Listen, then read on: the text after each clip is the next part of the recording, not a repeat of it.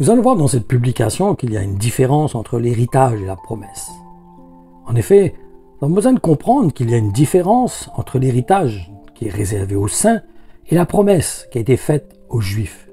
Et pour bien comprendre la différence qui existe entre les deux, il faut lire ce que nous enseigne l'apôtre Paul à ce sujet.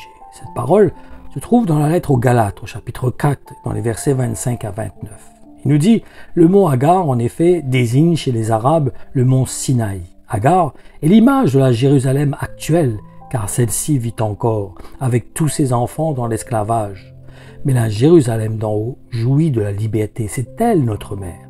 Car il est écrit « Réjouis-toi, femme stérile, toi qui n'as jamais été mère. Éclate de joie et de louange, chante, toi qui ignores les douleurs de l'enfantement. Car les enfants de la délaissée seront plus nombreux que ceux de la femme mariée. Vous, chers frères, vous êtes les enfants de la promesse, tout comme Isaac. Mais aujourd'hui, comme alors, celui qui ne connaît que la naissance selon la nature persécute celui qui est né par l'intervention de l'Esprit. Du reste, même s'il est exprimé dans l'Évangile que tous les Juifs seront sauvés, il faut comprendre le contexte de cette promesse. Et le souci de beaucoup de chrétiens, c'est qu'ils survolent la parole de Dieu, sans considérer son ensemble. Car lorsque nous lisons ce qui a été enseigné par Jésus-Christ, comme par exemple dans l'Évangile de Matthieu, au chapitre 8, dans les versets 12, nous voyons que cette parole ne concerne pas tous les Juifs. Et si vous avez un doute, lisons ce que nous exprime Jésus-Christ à ce sujet. Quant à ceux qui devraient hériter du royaume, ils seront jetés dans les ténèbres du dehors. C'est là qu'il y aura des lamentations et d'amers regrets. Et là, nous voyons qu'il s'adresse aux Juifs, il ne s'adresse pas aux païens. Maintenant, nous allons voir que l'héritage qui consiste donc à hériter le royaume de Dieu, celui-ci est réservé uniquement aux enfants de Dieu. Alors, qu'en ce qui concerne la majorité des Juifs, ils hériteront uniquement de la terre. C'est ce qui nous est expliqué par l'apôtre Jean dans l'évangile qu'il a rédigé au chapitre 14, les versets 2 et 3, où Jésus dit « Dans la maison de mon Père, il y a beaucoup de place. Si ce n'était pas vrai, est-ce que je vous aurais dit que je m'en vais pour vous y préparer une demeure? Lorsque je vous aurai préparé cette demeure, je reviendrai et je vous prendrai avec moi, si bien que vous serez vous aussi là où je serai. » Et nous avons bien besoin de comprendre aussi que si la majorité des Juifs ne pourront pas hériter du royaume de Dieu, c'est parce qu'ils ont négligé la grâce qui leur a été manifestée au travers du Fils. Du reste, l'apôtre Paul nous explique que si un enfant de Dieu néglige lui aussi la grâce qui lui a été accordée, il prend lui aussi le risque de ne pas hériter du royaume de Dieu. Et cet avertissement est exprimé dans la lettre que l'apôtre Paul a adressée aux chrétiens de Rome, au chapitre 11, dans les versets 18 à 24, qui nous dit « Tu n'as cependant pas la moindre raison de t'enorgueillir ou de te croire meilleur que les anciens rameaux. Si tu étais tenté de les mépriser, souviens-toi que ce n'est pas toi qui portes la racine, mais c'est elle qui te porte, qui est Jésus donc. Oui, objecteras-tu peut-être, mais ces branches ont été coupées afin que je puisse être greffé à leur place. Fort bien, les Juifs ont été retranchés. Pourquoi? Parce qu'ils n'ont pas placé leur confiance en Dieu. Tu occupes leur place, et c'est à ta foi que tu le dois. Mais n'en tire pas gloire. Sois plutôt sur tes gardes, car si Dieu n'a pas épargné les branches naturelles, il ne t'épargnera pas non plus. Considère donc à la fois la bonté et la sévérité de Dieu. Sa sévérité s'est appesantie sur ceux qui sont tombés. Sa bonté se manifeste à ton égard. Elle reposera sur toi aussi longtemps que tu t'y cramponneras et que tu persévéreras dans le bien. Sinon, toi aussi, tu seras retranché.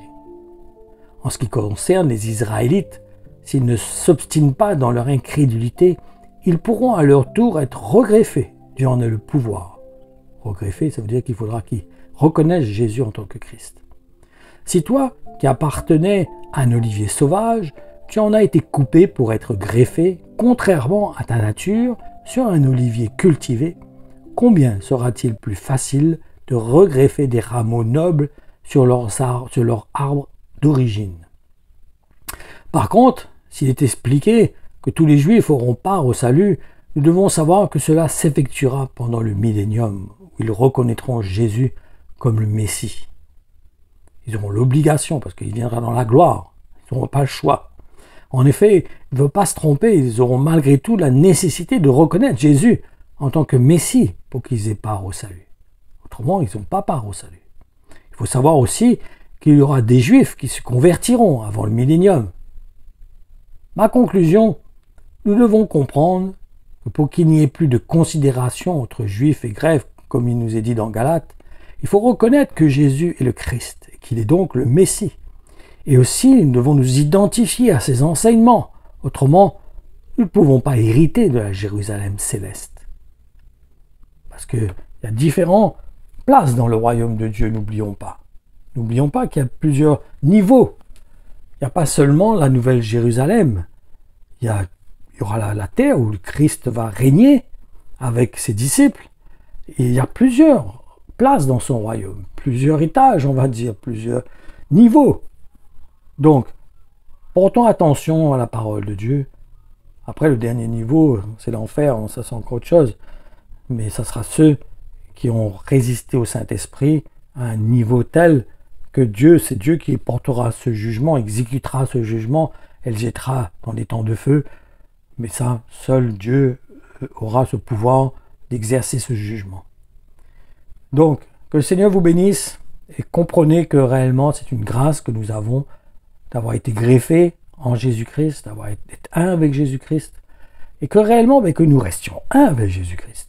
Que ce ne soit pas une branche qui a été greffée, mal greffée, à la légère, et que nous ne portions pas des fruits, que nous soyons à moitié greffés, que cette branche n'a pas prise, comme disent les cultivateurs, ou cette branche n'a pas puisé toutes ses racines dans le tronc, où il tire toute sa force pour pouvoir porter du fruit dans la même lignée que l'arbre, dans la même nature que l'arbre. Donc restons attachés au tronc, attachons-nous au tronc et ne nous égarons pas dans nos raisonnements.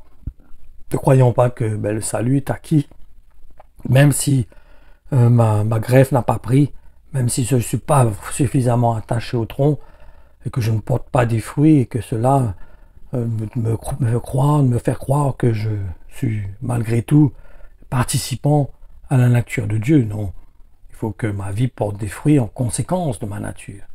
Et premier fruit est l'humilité. Premier fruit de reconnaître que j'appartiens à Jésus-Christ, que sans sa grâce, je ne peux pas être sauvé. Et que j'ai besoin de m'humilier devant la grâce de Dieu, devant la grandeur de Dieu, et rester humble devant lui. Personnellement, je réalise et je remercie le Seigneur que chaque fois, le Seigneur m'emmène des situations où il m'emmène à briser mon cœur, à m'humilier, à reconnaître ma nature, dans quelle nature je suis, et que j'ai aucun mérite, je ne mérite rien, tout est par grâce, tout est cadeau de Dieu, et c'est pour cela que mon cœur est reconnaissant, et que je veux m'attacher à Jésus-Christ. Je veux n'être qu'un avec lui. Ça ne veut pas dire que je suis parfait, je rate, je tombe, mais mon cœur veut s'attacher à lui.